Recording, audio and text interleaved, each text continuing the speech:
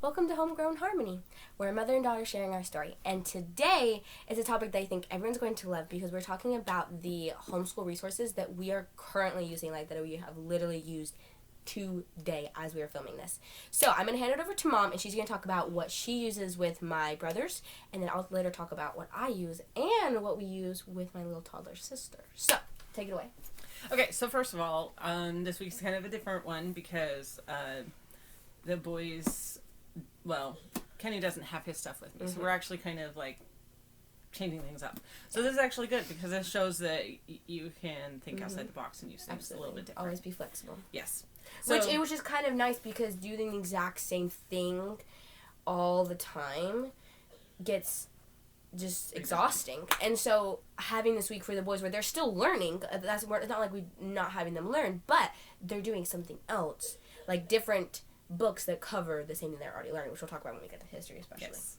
But, so we'll start with the one that has been fairly consistent for Kenny the last little bit, and that is this book, Learn Math Fast. He did part of Volume 1, and now he's on Volume 2. And Volume 2 is fractions and decimals and percentages. I think the Learn Math series goes from, like, very basic math all the way up to, I think it's geometry. Like, they don't have anything, like, advanced math, like, they don't have calculus, but they have through, like, 9th, 10th grade. Yeah. And then after that...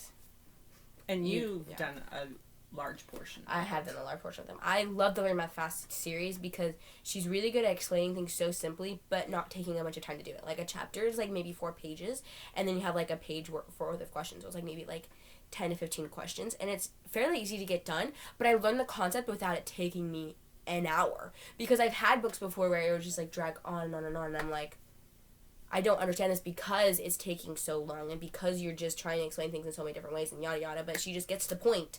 She's like, here it is, this is how you do it. Yeah.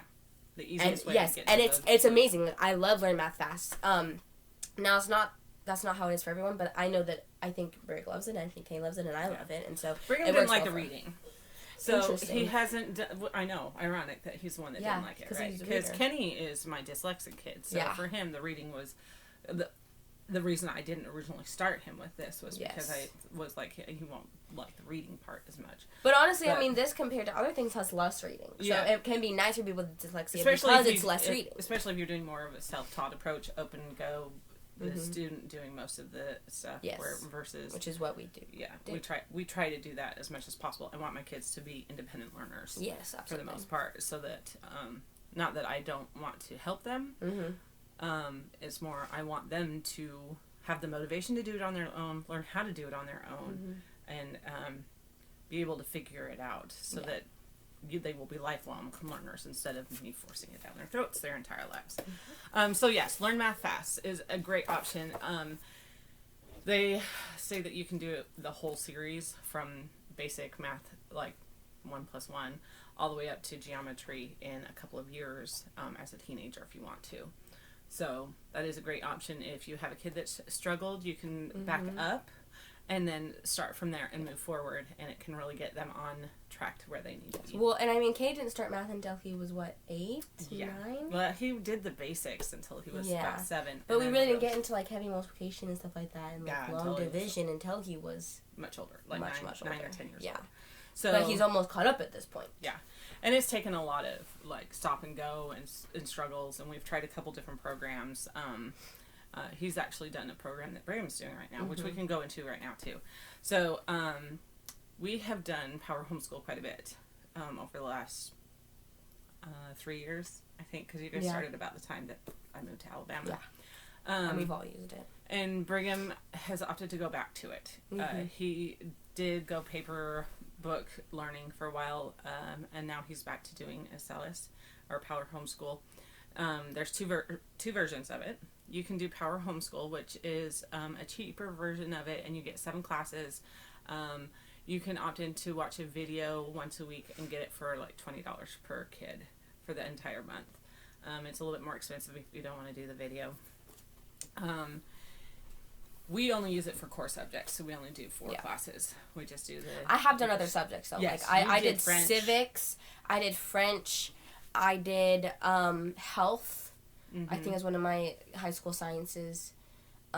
But I really enjoyed them. My civics teacher was also my, I did financial literacy and stuff, and so he was my civics teacher and my literacy teacher or whatever, and I loved him. I loved the way that he taught. And then my health class was fairly good. There's just one lady that talks slow, and just me and my mom in general have to speed things up because we're just like, we can't. And the good thing is yes, for people that need it a little bit faster for retention purposes, can speed up the videos. Yeah. And I've taught all my kids to speed up the videos, and so they all speed up the videos. Yeah, literally like almost every single one of the videos that I watch in any of my classes today, I do it times 2.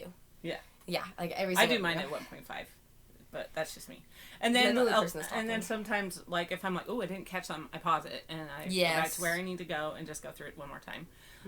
I find that that's just way faster for me, and my retention is a lot better because I'm not sitting there going, oh my gosh, like I don't get distracted as easily when I'm having to actually focus on. Yes, it really forces you to focus. Yeah, it's different for every person, but absolutely, just know that you can actually retain information at a faster pace than how you read and how you speak. So anyway, so Power Homeschool, Brigham's done Spanish on it, but he's just doing his 4 courses right now. He's also done some financial literacy stuff, and I feel like there was something else. You also did theater. I did do theater, and that was really nice. It was interesting. Like I had done theater for years, and I learned so much in that. It was history. Yes, theater. So like it went back, and I learned about like. Well, it wasn't just history either though. Like I learned about like stage development, or not stage development, but like how they build a stage. Yes, exactly. Like building sets, and so I learned about like the different types of like wood blocks and sizes and things like that. I don't remember any of it now because I'm not interested in that stuff. But it was really, really cool, and I didn't get to finish the classes, and we'll kind of talk about that in a minute. But yeah, so like they have so many different things, and the teachers are really great. So that's Power Homeschool, but they also have one that is basically the same program, Acellus Academy. They use the same videos, the same classes, but they give you the opportunity to have teacher support. They have like licensed teachers that you can email. Right, because regular Power Homeschool is just videos, and then they have like, so how it works is there's a video, and then right after that there's like 4 or 5 questions that follow that, and then after like 10 times of that, then you have like a chapter exam or whatever. And so it's the same thing that everyone that does it gets. So it's not one-on-one teachers or anything like that. Yeah, and what it does, if you can't answer a certain amount of questions correctly, it sends you back and makes you do it again. Yes. Which we love that feature so much, especially for Kenny. It's been so nice because so many programs that he's used just pass him on to the next thing when he's not ready for it. And so that program is a good way for. Because, like, when you are teaching him, you're able to say, okay, you're not ready to move on. Yeah. But when you're doing an online program, you don't have that luxury. But with Power Homeschool, it says, you didn't get enough percentage of the questions right, we're going to have you take it again. Which can also kind of, like, the parents are like, oh, they don't know this, and that can then allow mom and dad to go through and help him. Yeah. There was one catch-22 to that. He would guess a lot of questions. Yes. Which was kind of what put us back into him doing more book learning right now. Just because because of his dyslexia, he is needing a lot more support with retention and learning the information and understanding what he's reading and stuff like that. Which is the really thing about homeschool is we were able to figure out, okay, that's a good thing that a Power Homeschool has, but because of the child himself, we're going to do something else. Yeah. So that doesn't, like, that tool is great, but not for every single kid. So it's like, there's pros and cons to all and it can be good at 1 year, and then the next year you need to change it. So. Yeah, which is why you really need to check in with your children and be like, okay, is this still working? Can we change something? Like, I've changed things so many times throughout my life. Yeah. We've changed a lot of things. So much. So, Power Homeschool, then there's Acellus Academy, which is basically a private school. So if you need a private school for some reason, you can do that. The nice thing about Acellus Academy is if you have a high schooler that you want to have them have like a specific like graduation and diploma and all that stuff, like yes, in most states, at least a lot that I know of, you can give your own homeschool diploma, but Acellus Academy will give you a diploma that you can use to apply for things. And all the classes that you take are accredited, right? Yes, it's an accredited school. Yeah, but it's like it's way more expensive per month. So like I have several friends that use Power Homeschool, and I have like 3 that use the regular version, and I know a few that use the accredited version. So it's just like dependent on what you want. And I know there are some families that are like, we just want them to get it accredited and we want to be done and move on. Yeah. And I have some that are like, well, it's fine if it's not accredited. I mean, they're still in middle school or whatever. Like, we don't care. And that's the thing, is it really just depends on your situation and what you want. Yes, and also financial stuff and what's happening in your life with that, too. Okay, so we went through Power Homeschool, which was basically what Brigham is doing. Yes, for pretty much everything. All of his core subjects. Yeah. And he also does, so with him, he wanted a little bit of everything. Mm-hmm. So he's doing 3 days of Power Homeschool, and then on Thursdays and Fridays, he does Duolingo for some Spanish. He reads more, because I always talk about how reading is the biggest gateway for learning grammar and spelling. Absolutely. So I told him, I was like, I am okay with you reading more on Thursday and Friday, and that being your English for the day. So he reads more, and then he's doing Type C, which is an online typing program, and he does that on Thursdays and Fridays. Which is free, and like all of both my brothers and my stepbrother use it. So like, if you're looking for a typing thing, Type C is a really good one. Yep. And he's gone through all of the keyboard at this point, and I told him, I was like, you need to start doing some of the practice games and stuff like that. Yeah. So hopefully in the next little bit he'll start getting a little bit more. And we are going to probably add in Hoffman Academy when he comes back for some piano, because he's been expressing interest in learning how to read music and sing and stuff like that. So I told him, I was like, we will make that a part of in the future. Which another thing, if I have a kid interested in learning some basic piano, Hoffman Academy is a fantastic option. Absolutely, and it's free. And Ruth did that for a while. I did. But by the time I got to it, I already knew more than what he was teaching at the beginning step, so I was like, I can't do this, so I just ended up doing something else. And but you did test and figure out where you were. I did. So I did. I did. Mm-hmm. You can take a test at the beginning, and it will tell you where to go to. So I just ended up learning on my own. I taught myself how to play piano. So. Well, with some help. And then she took, also on Power Homeschool, I took a music theory class for a while. I didn't get to finish that, which again we're gonna get to that in a second. But just what I took in like a few weeks taught me so much more than I had ever learned about music, and helped me with all of my choir and musical theater and dance stuff. And piano. And like it helped me with everything. It's absolutely amazing. Like, I'm so glad I took that class. Like, I love Power Homeschool because they really do have so many options for whatever you're interested in. Like, there's just classes for everything. Yeah. It's awesome. It is a really good option. Yeah. I wish there were a few other options, but it is a great option for what. The one downside that I found for Power Homeschool is the high school math teacher. I couldn't stand him. He was trying. Like, the elementary and, like, middle school math teacher that my brothers had that did their videos was amazing. Like, he was very engaging, but mine, he was, like, they were 40-long-minute videos, and it was this really old dude that just sat there and just droned on. I was like, please stop. And so I ended up doing something else for math. And so that's why it's great to have other options, and which is why I went and did, like, I've done Danica McKellar, and I've done Learn Math Fast for, like, my high school math stuff. Yeah. So. Okay, so we've covered Brigham. Kenny. So, he's visiting for this week. He lives with dad full-time. They didn't bring, he lives with his dad full-time right now. And they didn't bring his school stuff with him. He is using the Good and Beautiful when he's with his dad for his English language arts stuff. Which is, like, the one thing I haven't done, but is so popular. And I've had so many friends that have done that, too, and I'm like, that's actually so interesting that I've never done that one before. Yeah. But looking at the way that people do, I think I would not have. I mean, I think I would have liked it, but I think I also would have gotten sick with some of the busy work that they have them do. Yeah, that's why I didn't do it. Because you were not, you did not I cannot stand. Get to the point stuff. Yeah, like, I cannot stand doing extra fun stuff. In my psychology class, there have been a few extra things that's like, hey, if you want to, you can go and, like, take this personality test when I was learning about personality traits and things like that, or like fun little things like that. I was like, okay, that's fun. That's something that like will help me involve. Like, or like one time I was learning about something and it linked me to this story about like rat experiments, and I went and read it and I actually sent it to my mom. I was like, this is fascinating. So things like that, I'm fascinated by it. But like if it's a required thing that actually makes no sense, I cannot stand it. I cannot. But see, for Kenny, the extra work is good for helping him get to the retention he needs for. Right, so it just depends on the kid. Yeah. So he's doing the Good and Beautiful, but he's not doing it this week. This week, we are going to focus on, I have a bunch of spelling rule cards. I should have brought those in here with me, but I didn't. I can grab them real quick if you want them. Yeah, do you know where they're at? No.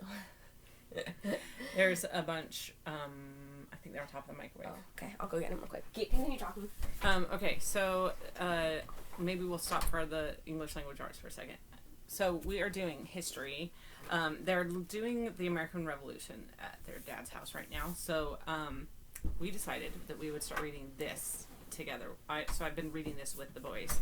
We just started it.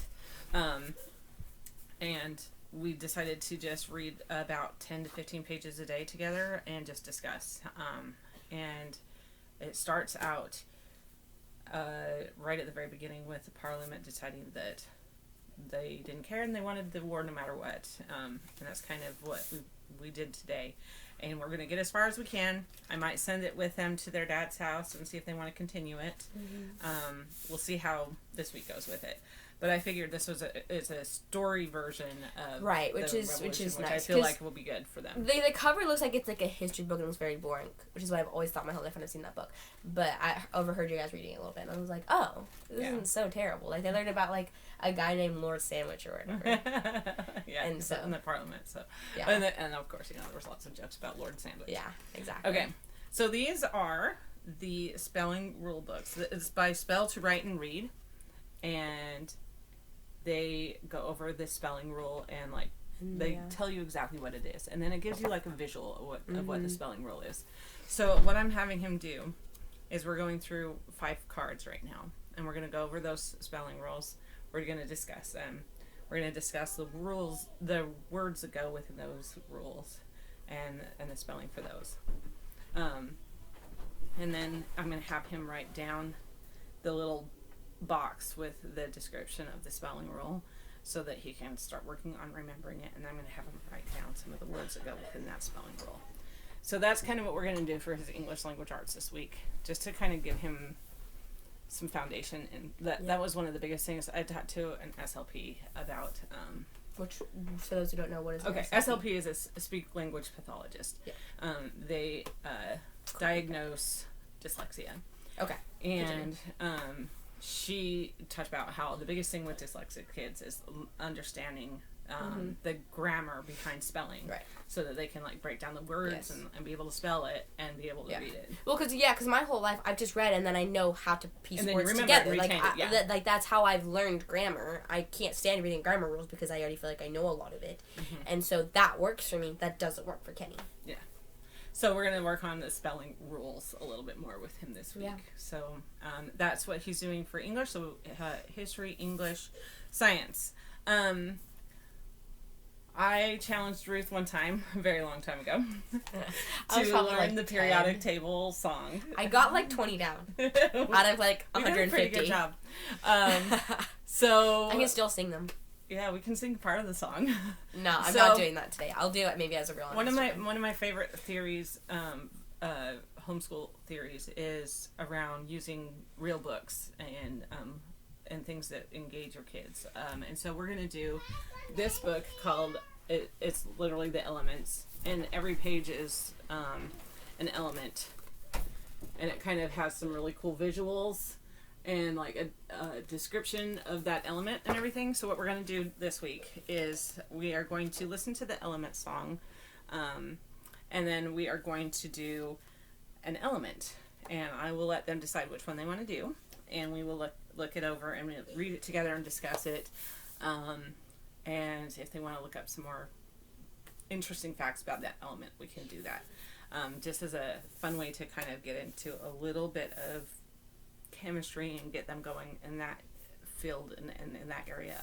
My boys are both very interested and intrigued about science. We're going to have an extra guest because clearly she doesn't want to be with anyone but us.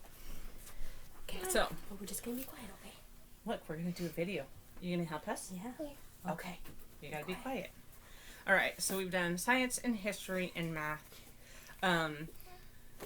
for Brigham and Kenny. So, Ruth, you want to talk about your stuff? Yes. Okay, so like I said, I've always done very different things. I've always changed things up. And quickly, I'm just going to talk about what I did. Let's see. I started what I'm currently doing in January, which I'll get to that in a second. But last year, I did power homeschool, and I did that for several years. And when I said that I did, like, what was it? It was like theater and music theory. I never got to finish those. What happened is because of a theater assignment I was doing, it was the biggest theater thing I've ever done. At the time, I've done bigger things since. And so to make sure I didn't get too overwhelmed, Mom was like, you know what, we're just going to pause Power Homeschool for this 1 month, and you'll just focus on learning piano, and then I'll pick it back up. But I never did pick it back up because I ended up moving on to something else, because I was like, you know what, I'm kind of done with Power Homeschool. Like, I need something new, especially with math at that point. I was just done with that math teacher, so we ended up moving on to something else. And then, last fall-ish or whatever, last winter or whatever, Mom found out about ASU's Universal Learners courses. So, Arizona State University's Universal Learners courses. And so, basically, you can take certain classes. They have a wide variety. Most of them I feel like are core classes. They're 100 level core classes. Yeah, they're really easy, but you can take them for $25 for the class, and then later if you want to get it accredited and like on your transcript, you can pay $400. And so I took English 101 and English 102 earlier this spring. Yeah, your hair. And then I am just about to finish Psychology 101, and then I'm about to start biology. Is that right? Biology, and I'll finish it within about a month. I'll finish History 101. So yeah, that's what I'm doing, and I really love it.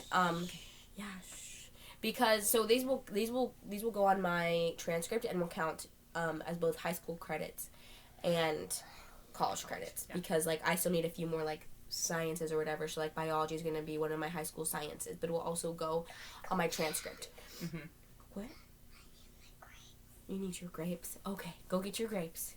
I need to go get them. Okay. I want to come back and go. Okay, go get the grapes. So anyway, just the classes set up themselves, it's pretty awesome. In terms of the class, I loved the way that English 101 and English 102 were set up. It was a lot of like videos, and there was kind of this lady talking, but all of the videos that I've done, so actually, now I'm thinking about it, the English 101 and English 102, they actually used a crash course video type thing. So, yep, you want some grapes? Okay, sit there and eat some grapes. Sit down there. And so, my videos for English 1 and English 102 were crash course videos. And then even now, I watch some crash course videos for my psychology class. And so, that's really awesome, because crash course, they have, like, lots of, like, graphics and things that help keep your attention, and they don't like drag on, and they talk like not fast, but they also like cut out like gaps and and blah, blah, blah, right? So I really like that. As far as like my writing assignments for English 101 and English 102, they were really awesome. I definitely think, hey, be quiet, eat some grapes. They definitely built from English 101 to English 102 as far as like how hard the assignments got. So it went from like me writing like a couple page things to I did like a full, what was it called? I like had to look up like good primary sources and then create an annotated bibliography. That's what it was. And I remember being like, oh my gosh, this sounds awful. It wasn't that bad. And Mom was like, I went to do one with like, it was like, what, 5 pages or something like that? It was, it was very long. Yeah. Well, it was a 10-page paper, and I had to do an annotated. There you go. Yeah, so it was 10 pages, and mine was like 2. And I had to have 10 resources for that. Yeah, so. And I think I had to have 3 resources. Yeah. But mine was for a higher level class. Right. So. And so that's why it's like, it's nice because I'm dipping my toes into all things like college stuff. Yeah. And so when I do go to college in a few years, it'll be great because I'll already have, like, by the time I go to get my bachelor's, I'll already have my associates done when I'm 18. And so that's awesome. And then I'll just have lots of experience with all these things. So that's really awesome. But yeah, I love the way that the classes are set up. Every single one is different because they all have different creators for the courses. So like my psychology class, it has a totally different dynamic of how it works. But I love them. Of course, psychology has a lot of reading, but that's how any psychology class is. I do think it's less reading than most psychology classes because I've heard from other people that have taken psychology classes and things. And I also think like with with the classes you're taking for your master's right now, you have to buy your books. All of the reading that I have, they required all of it, and like it was all in one place. It was all very neat because the creator of my course brought all of the sources. Like there are so many citations and like so many like sources she pulled from, and she found like everything and like put it in one spot and like gave it to us, and it was perfect. So I never had to like buy any books or read anything, which is really, really nice. I think it's going to be a pretty typical thing for like 100 level class. Yeah, like especially in this day and age online. But I will say I had a friend who took psychology through BYU Idaho, and I think she said she had to like read like I think it was like several chapters a week or something like that. I don't know if it was from books she had to buy, but so I went to BYU Idaho, and there were some classes that I had to buy books. Yeah. And then other classes where it which was is fine because you can get it for cheap. Like that's not a huge problem. Yeah. But it's just nice because all of my reading is just on my computer, neatly organized, exactly where I need it. Yeah, you don't need anything extra. It's awesome. Yeah. And because it's all on my computer, I'm able to use like the search features within the page and look for exactly what I'm. Well, so I love my psychology class reading things because it actually tells me exactly like it has this like list of like things you're supposed to learn from this section, and then I write that down and then I look for the specific answers to that because there's a lot of things in there that's like, oh, this is great to learn, but it's a lot of fluff that they're not gonna test me on, and I'm not gonna remember it anyway. So I might as well get to the point of what I need to learn and write that down and remember that. Yes, EJ. I need the elephant. Oh, okay. You need the elephant. Let me get the elephant for you. You're stepping on my grapes. Oh, I'm sorry. So, yeah, I love that. And then you're going to be doing college algebra and statistics in the spring. Yes. So that's what we're going to be doing at ASU. And then in the later spring, I will transfer over to BYU Idaho until... She'll be 16 and be old enough to. Yay. Yeah. Okay. And then I'll do that until I graduate. Yay. So yeah, I really very highly recommend ASU. It's perfect if you have someone who, like me, is like a little bit of a head and is ready to kind of dip their toes in easy college stuff. But Not it's necessarily easy. I wouldn't say it's easy. It's not easy. Compared to others college stuff, it can be fairly easy. Yeah. But it's a good way it's a good introduction to college stuff. Especially like starting with English was great for me. Like if I had started with psychology, I would have lost my mind. Yeah. But starting with English was really nice.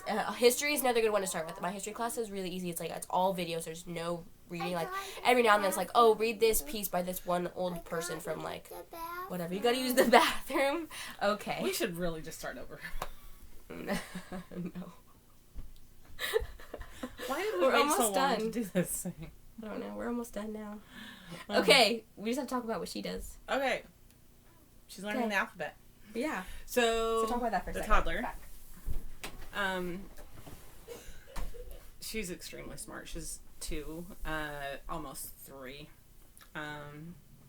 and I just kind of go with what she is showing me interest in and what she's capable of, and I feel like that's pretty much what I do with my kids until they're about 7. Ruth asked me to read at 3 years old, and I started teaching her when she was starting to read by the time she was about 4.5. My boys didn't show any kind of interest until they were much older. But I basically just let my kids show me the way on what they want to do, and she already can name like half of her alphabet. So something that we do is, because she is so little, she's not going to sit and retain or sit and participate for very long in anything. So something we do is we use this little magnet parking lot game. Let me see if I can do it where it doesn't show a glare. And it has a little magnet attached to it. And you can like move the magnetic cars around and put them in the slot where their alphabet is, that letter is. And I'll just sit in the morning with her at breakfast time. You want your alphabet? Okay. I was using it, Mom. You were using it? Okay, you use it. And I'll just do that while we're sitting and eating breakfast, since she's sitting anyway, and we will just do that for as long as she can sit and do it. And then if she's sick of it, we don't do it anymore. Yeah. And we try to discuss letters and stuff like that throughout the day.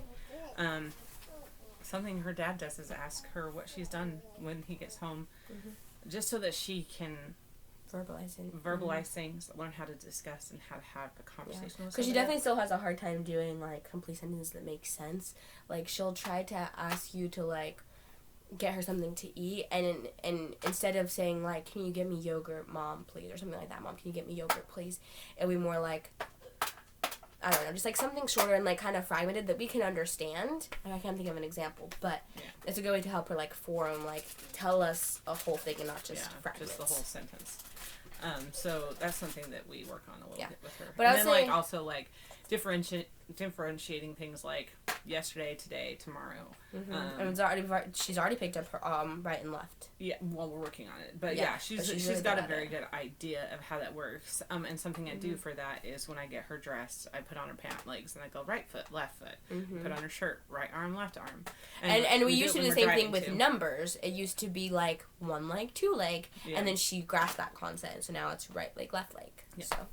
But I would say everything that we kind of do to, like, quote-unquote, like, teach her is not us sitting down and, like, okay, this is our homeschool time, because they just can't do that when they're that young. But it also doesn't need to be that we're not teaching them anything at this age either. So it's very organic type of stuff. Besides that, like, that magnet thing is, like, really the biggest thing. And we sit and read with her. We take her to the library regularly. She hasn't been in a little bit. We probably need to go this week. Yes. We were doing it weekly. Yeah, she loves the library. And, well, it would help because she had story time. Now we can't go to the same story time we were going to. Yeah, because we have other obligations. Yeah. That will change after this week. Yay.